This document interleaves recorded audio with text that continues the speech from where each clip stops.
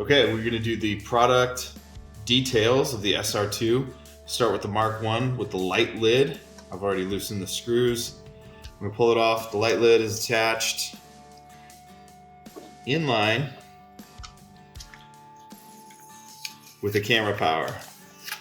Here, this is just a low voltage splitter, and we've just taken the camera leads and gone in line. The light lid is 12 volts, so are the cameras. In here, you can see this is part of the main power bundle, which comes from the low voltage SAE input. There is a 5-volt down converter that drives the router, and everything else in the box is 12 volts and runs off the main power assembly. Also tucked in here, you can see the Ethernet connections that connect each camera to the modem. We'll check these connections, make sure they're seated, and you can hear the click.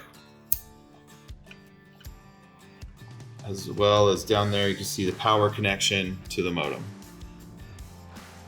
The fan is also wired into the power assembly, as well as the LED light. Similarly, on the Mark II,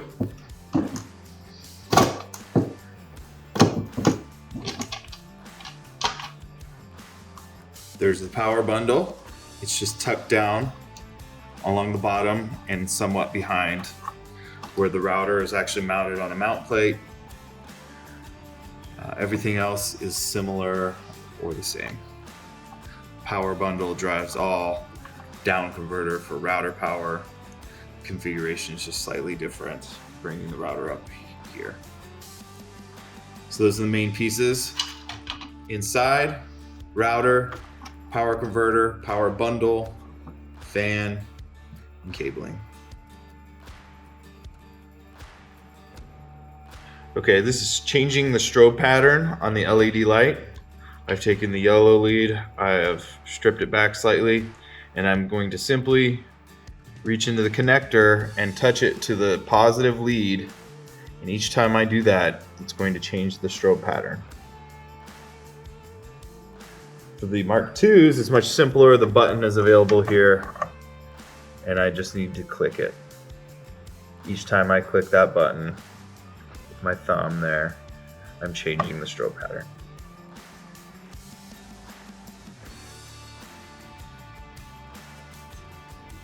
We're going to discuss how each modem router has a SIM card for cellular service over the AT&T network. For the Mark 1s, they're a little more accessible in the front. You need to pay attention to the little picture and how it's inserted, that it follows where the little clip is cut out on the square, and that it's inserted the right direction and sits in the right spot. The Mark IIs are a little more tricky. Some right-angled tweezers sometimes help. Otherwise, with a little practice, it's not too bad to get them out at an angle. Again, paying attention to the picture on how the direction of the SIM card is inserted. You want the clip going the right direction. I'm going to get it in there and then secure it until it clicks.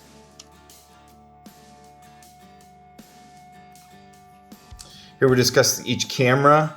The cameras have the Ethernet connection and a power connection each on the inside. This is the power connection. Ethernet. We'll make sure it's seated and clicks. And on the outside, the camera can be aimed using the single Phillips set screw. I will loosen it. I can aim it. It freely floats. In addition, I can change this angle to get to any position that I need the camera to go. When I've got it set where I want it, I will simply tighten Phillips. It firms it up. To access the storage of the video files, they're contained on SD cards in this little cavity here. You loosen those screws, Sometimes it takes a little convincing. Pop this little door off. I'm just getting my fingers on those little screws. You can use needle nose or whatever needed. And here you can see the SIM card, or excuse me, the SD card, which is removed by pressing in and allowing it to pop out. Once you remove it, you can check for cleanliness. It's a 128 gig storage card. When replacing it, pay attention to the direction of the picture once again, and make sure that it actually goes in the little slot. There's some room on either side. If it doesn't go in the slot, it could do damage to the camera. To make sure it is seated, you push it into, you hear a little click, and the card is roughly flush with the exterior there. And then in the app, you can check the health of the card and make sure it is recording. Simply replace the cover.